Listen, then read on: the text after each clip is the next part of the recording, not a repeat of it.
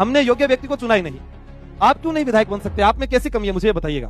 अब आप में से कोई कहेगा थे बन जाओ, मुझे पता है, कह सकते हो आप, आसान है कहना, पर उस काम को तो करना चाहिए ना।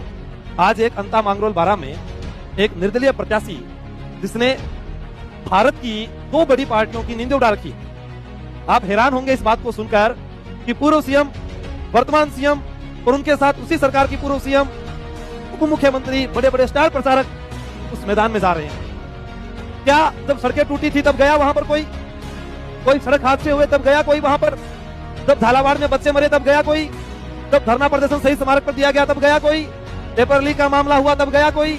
नहीं साहब, हम हाथ जोड़कर वोट मांगने आए हैं। आप हमें वोट देते रहो, हम तिजोरियां भरते रहेंगे और इस राजस्थान में कभी ये और कभी हम आराम से सत्ता को जो है पलटते रहेंगे, लेकिन किसी योग्य को हम नहीं आने देंगे। फिर कोई कहेगा कि उसे बोलने की सभ्यता नहीं थी या उसको नहीं थी या आप उसका समर्थन कर रहे हैं। मैं नहीं समर्थन कर रहा किसी का, मैं समर्थन कर रहा हूं उसका जो किसानों के लिए लड़ता है, जो गरीब बच्चों के लिए भूखा मरता है।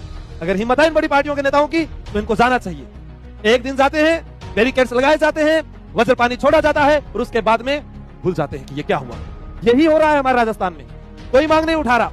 किसी नेता ने नहीं कहा कि इतने पदों पर भर्ती हो जाए, जीके का वेटेज 4 श्रेणी में बढ़ा दिया जाए, पशु परिसर के अंदर इस प्रकार से ये हो जाए, या राजस्थान पुलिस का रिजल्ट समय से जारी कर दिया जाए, या इन बच्चों को फिजिकल के लिए समय दिया जाए। आगामी पेपर लीक के अंदर आपने क्या क्या पुख्ता काम किए, कोई आवाज नहीं उठाता। सिर्फ आवाज उठाई जाती है एक, इस तारीख को चुनाव है, 10 दिन हम चुनाव के लिए घर घर जाएंगे और लोगों को जगाएंगे। हम सब मिलकर हमारी सरकार बनाएंगे।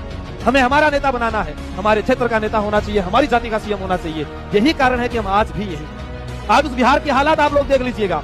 आजादी के कितने वर्ष हो गए, आज भी वहां के आदमी जो है टॉयलेट नहीं जाते हैं, सड़क किनारे बैठते हैं। इतनी जनसंख्या है उनके पास, क्योंकि गरीबी है साहब। क्या करें वो? सही आदमी के हाथों में नेतृत्व नहीं है तो कौन सही आदमी होगा?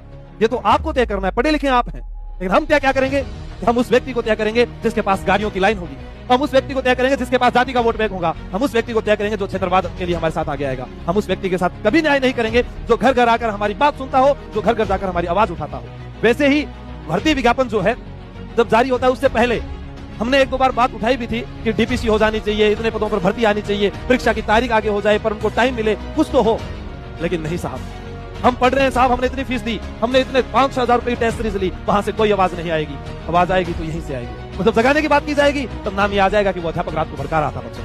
मैं कोई नहीं भड़का रहा हूँ, मैं जगा रहा हूँ तुम्हें कि सोए सिंह जगो भारत माँ के माता तुम्हें पुकार रही, शत्रु की खड़ी फौज द्वार पर आज तुम्हें ललकार रही। ताऊ माऊ चीनी बीनी जिसको टकराना है टकराओ, सर पर कफन बंधा है आना है आ जाओ। वैसे ही जोश आपके अंदर होना चाहिए।